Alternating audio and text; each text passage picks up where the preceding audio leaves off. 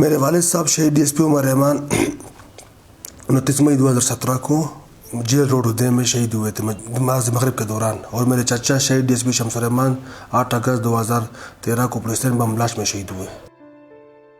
میرا نام سیف الرحمان ہے، میں شہید ڈی ایس پی عمر رحمان کا بیٹا ہوں اور شہید ڈی ایس پی شمس الرحمان کا بھتیجا ہوں۔ جب میرے چچا شہید ڈی ایس پی شمس الرحمان شہید ہوئے تو اس وقت ہم پر قیامت کا سما تھا۔ اس کے بعد جب میرے والد صاحب شہید ہوئے تو ہم بالکل ٹوٹ کر بکھر چکے تھے، لیکن میں نے اور میرے کزن بلال شمس ہم دونوں نے مل کے دوبارہ پولیس فورس جوائن کی تاکہ ہمارے گھر والوں کو حوصلہ ہو، اور ہم